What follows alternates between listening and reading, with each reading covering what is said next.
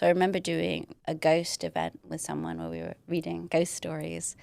And a lot of the people in the audience felt that ghosts were intrinsically terrifying in and of themselves.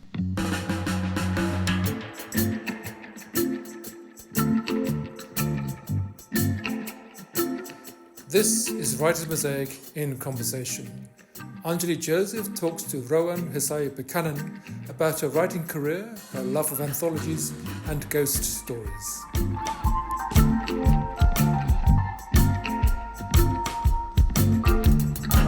My mum is half Japanese and half Chinese, but she grew up in New York and very much feels like a New Yorker. If you ask her where she's from, she says New York, and if you ask her where she's really from, she says Manhattan. Right. And so could not ignore that part of what she gave me. And my dad is British, and I grew up in the UK, and then I lived in America for undergrad and grad school, and also the Asian American Writers Workshop gave me a fellowship, so I was out there for a while. And then, like a little salmon, I moved back to the UK. To spawn, indeed. Oh God, yes. It's a more terrifying metaphor than I meant it to be. And in fact, apropos that, one of the pieces that you wrote for Writer's Mosaic is, it's called The Sense of an Ending, and it's about the sort of, and was written in the moment just before the birth of your daughter. So how does it feel to reread that now? Yes, it was very odd because I wrote it 2 years ago and it feels very different now. I think the reason I wanted to write that piece, and I was very grateful to Writer's Mosaic for giving me the opportunity to do so, is having a child is not unique, but there are only a few moments in life where you know something big is going to happen before it happens. Mostly the big things just happen to you and you have to figure them out as they're going. I mean, there are other things, university, before a book comes out, there are moments, but, and I wanted to capture that knowing that it was coming, but without knowing her, without knowing who she was going to be, because I think, marriage a few decades ago might have been like that. You meet someone very quickly, you marry them, you go. But nowadays, many people know each other for much longer, and while it's nice, you don't have the same shock of who are you and now I live with you, which does sort of still happen with a child. You can't audition each other and find someone new. Yeah. And also you talked in that piece about sort of things that people said to you, pieces of advice or even just almost prophecies about what it's like to have a child. Reading those again, how did you feel? It was interesting, I think, because so one of the prophecies mentioned in the piece is someone told me something along the lines of you have to write your first book before you have your first child or you will never write your first book, which I did do. I was Harmless Like You, came out before she was born, and my second, Starling Days.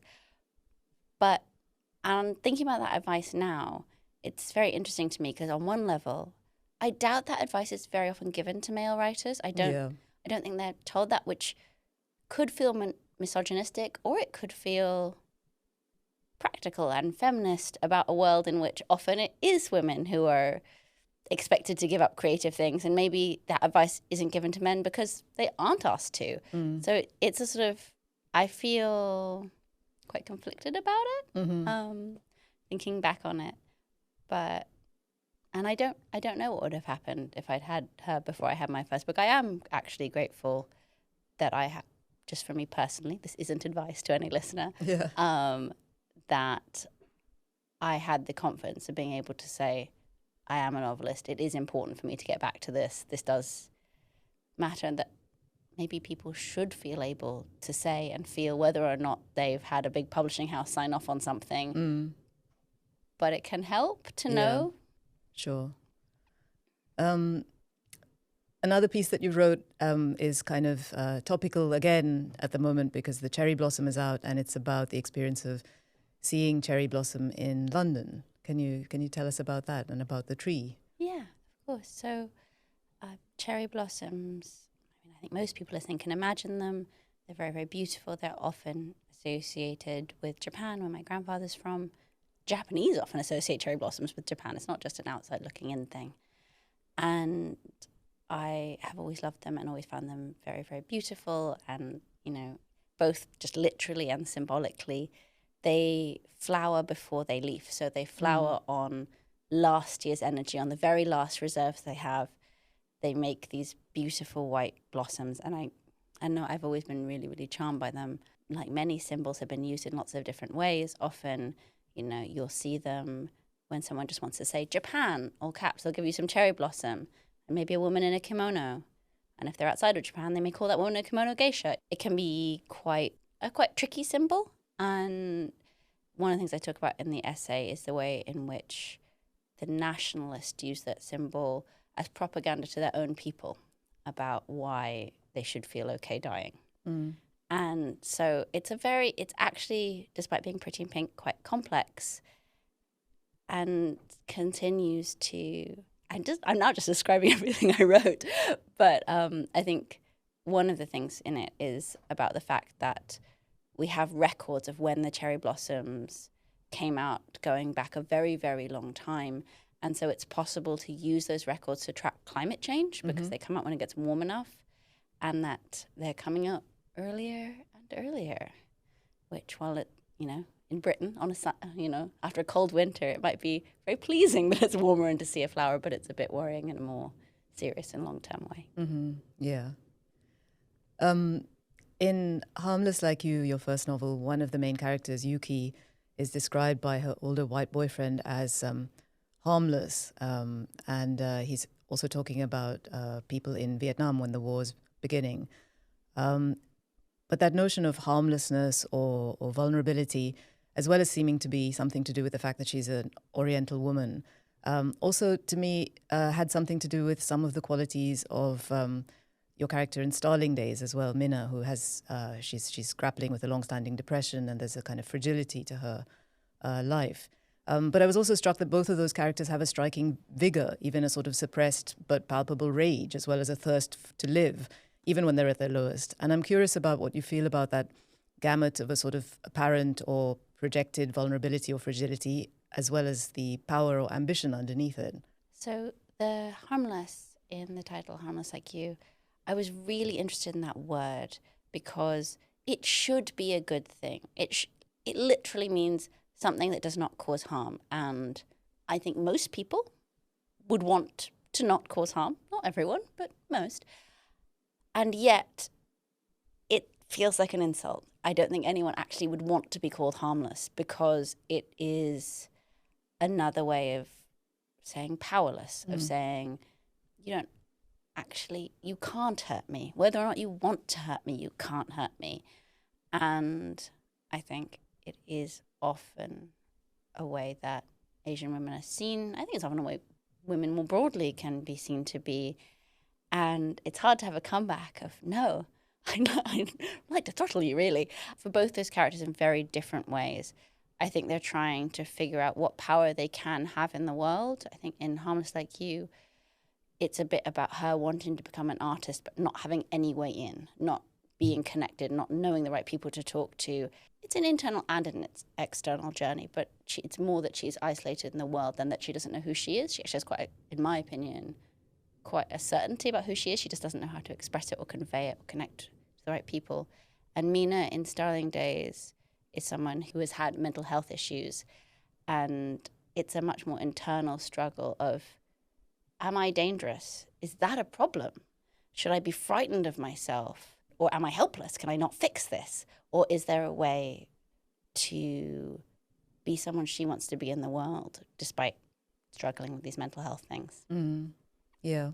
I was really interested to read your essay about your love for the work of Egon Schiele, which began when you were a teenager. You talk about the experience many years later of going to see several of his works in Vienna.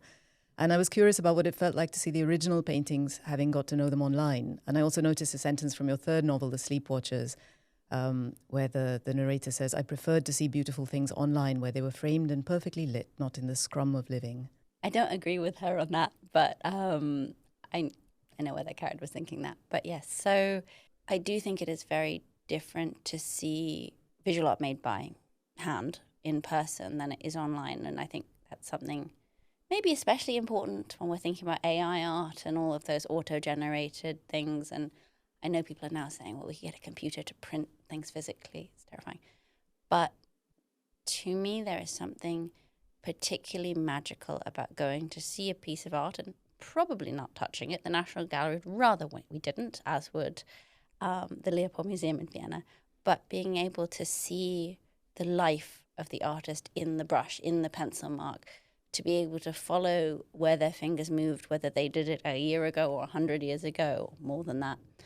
And I do find it a very powerful and connecting moment. And I think for that character in The Sleepwatcher, she is trying to have a level of cleanliness in her life. She's trying to have a level of separation and to be able to label things and say this is how they should be, because her life is quite textured and quite messy, and she's trying to escape from that. So maybe that's why she feels that way about art. I don't know many of Sheila's paintings, so I really enjoyed looking them up online. And it struck me that at times they seem to come out of a gaze that's so intense that everything observed almost becomes distorted. And that reminded me a little bit of the quality of the gaze in Harmless Like You and Starling Days. I'm just randomly thought of, in Starling Days, old puckered wallpaper that before it's stripped, or overgrown ragged fingernails. And I was just wondering, is that intensity of looking something that you sort of feel connected to in Sheila?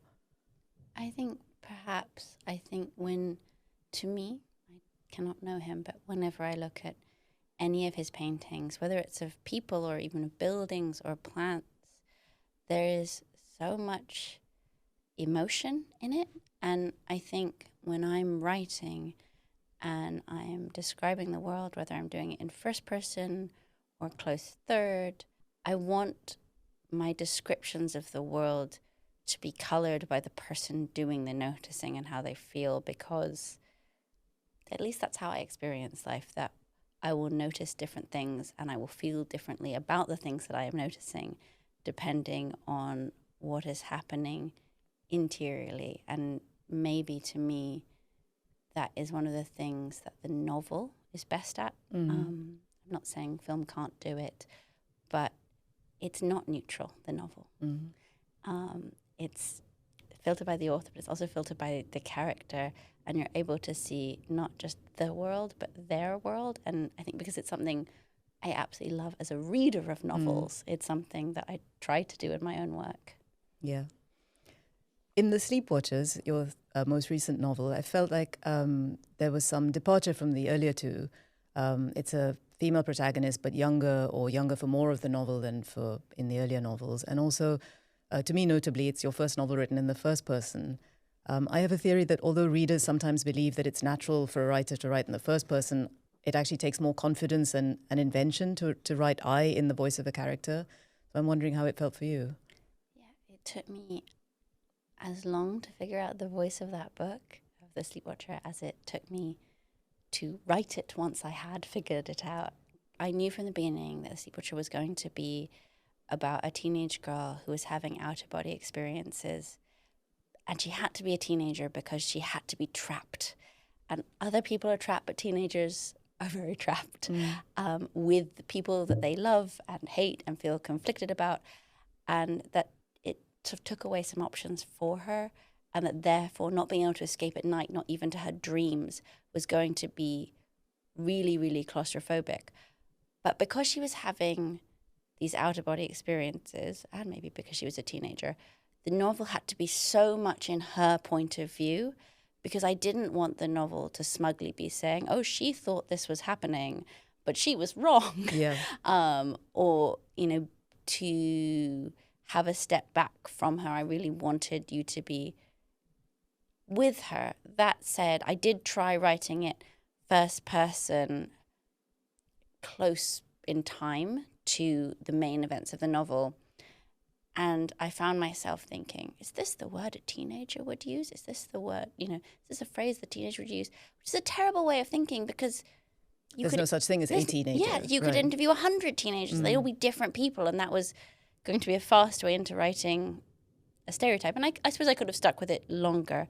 But I decided I wanted her to be able to have a slightly more adult voice, but I didn't want to be an adult who thought they were smarter than Kit was in the novel. So the narrator of The Sleepwatcher is Kit, but just 10 years on, looking back at that time. And then once I'd figured that out, I figured out that she would be talking to her lover, and that's why she's telling the story.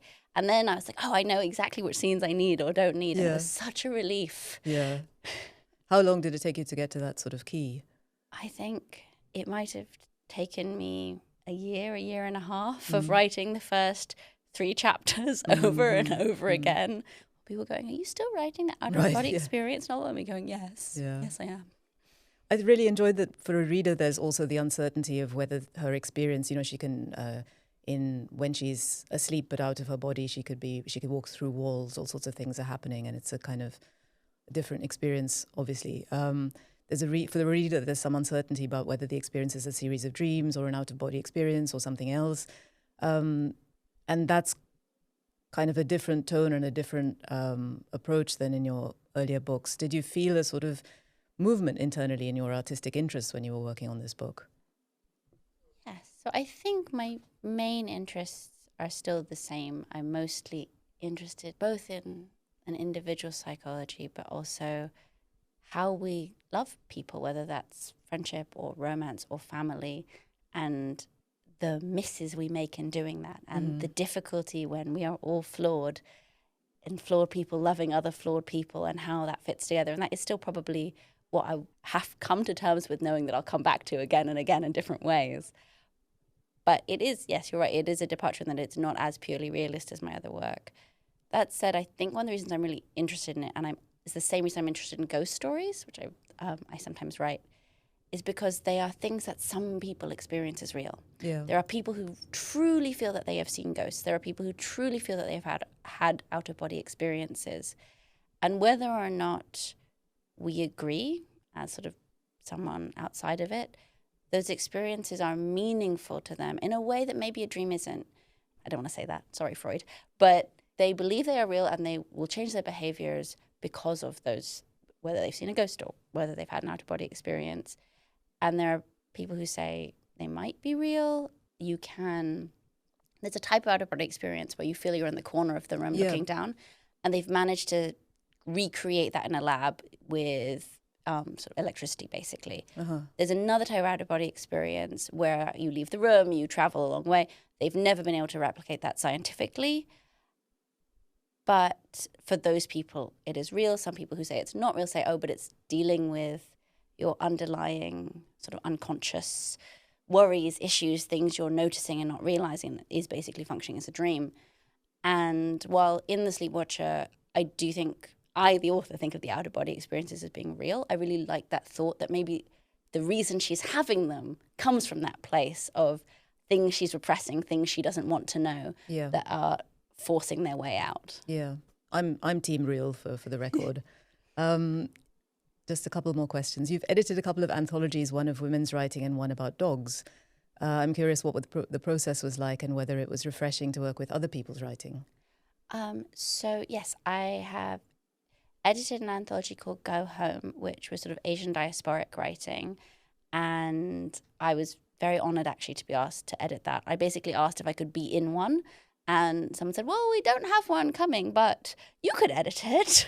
And that was amazing because I got to write to many of my heroes and say, hello, do you want to be in my anthology?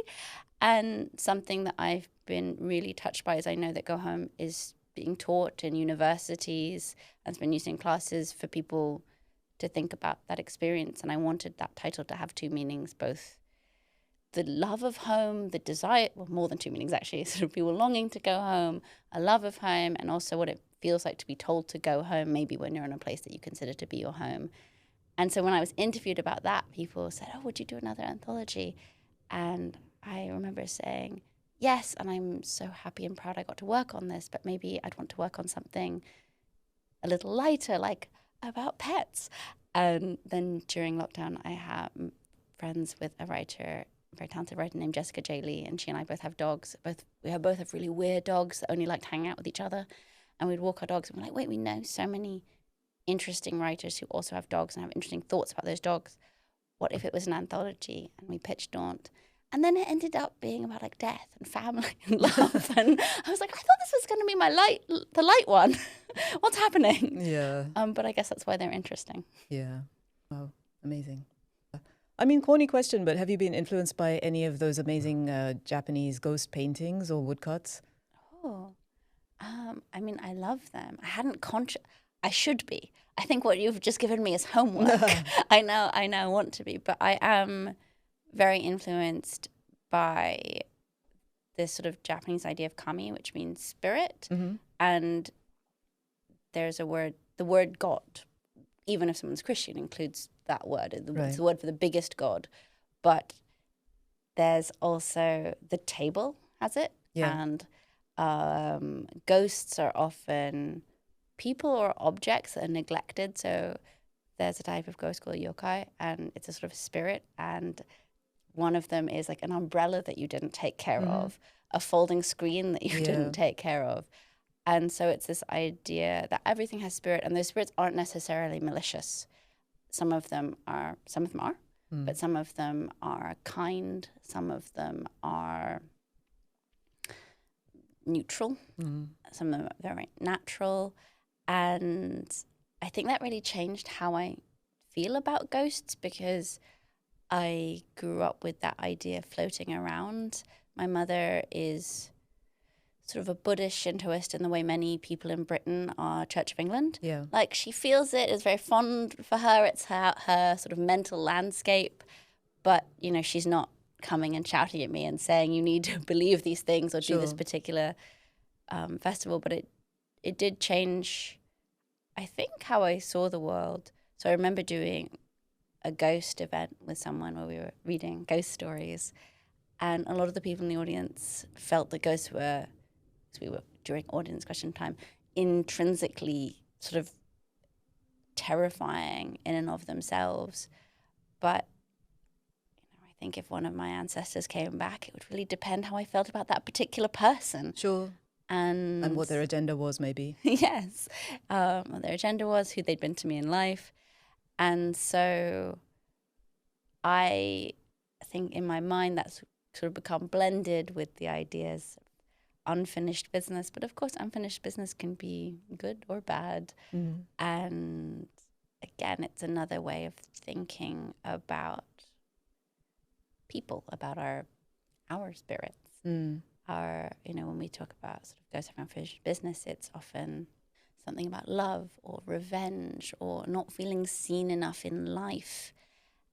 And all of those things for me are very concretely connected to how I think about moving through the world, what I like to read.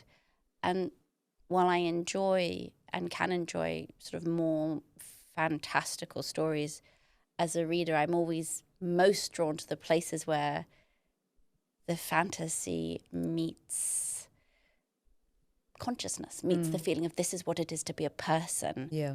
And I think you can describe that very literally, sort of like a beautiful realist painting, or you can describe it like Miro. And they're both ways of talking about being alive. And I think that's true in literature. I'm not saying you need to write sort of a domestic realist novel to talk about being the self, but I think when a work departs so far from that question, it stops resonating in the same way. Yeah. We were talking about Egon Schiele, and you're an artist yourself, right? Like, you draw, you paint. I think there are some little drawings in The Sleepwatchers. Oh, yes. There were more, but I had to cut them. No, so yes, I illustrated Dog Hearted, actually. No, it's something that I have always loved doing, I think, because often we think we know what we're looking at. And we're like, oh, I know what this table is. I know what this person is. But just because of how our brains are wired for efficiency, so that we can get through the world and not be just constantly staring at every detail in the pillow, we were actually summarizing and stereotyping and ignoring. And I find that if I sit down to draw, I am forced to look at the world and see a little bit more into what it really is. Although there's a caveat to that, which I only realized years later, because I think I've said that when I was talking about Harmless Like You, because Harmless Like You is about an artist, and it's, one of the reasons I was drawn to her as a character, though she's very different from me in many ways, is sort of that thinking about art.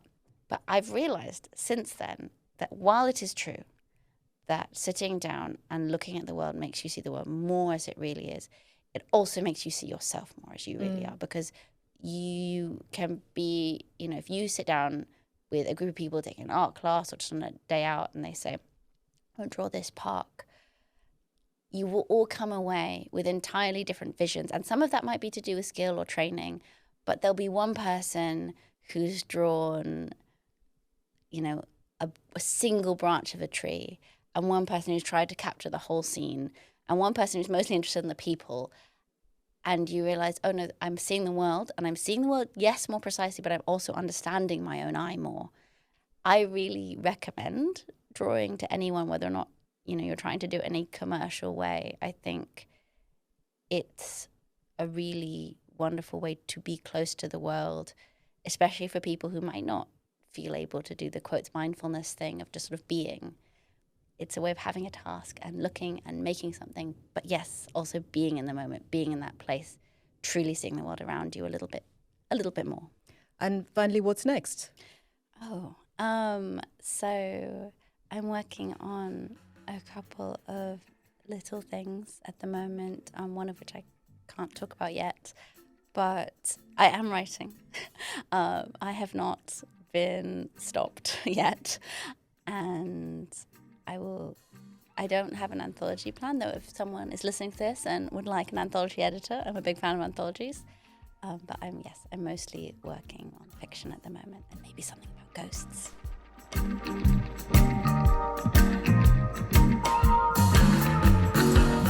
Anjali Joseph was talking to Rowan Hisayo Buchanan. To hear more writers, go to writersmosaic.org.uk.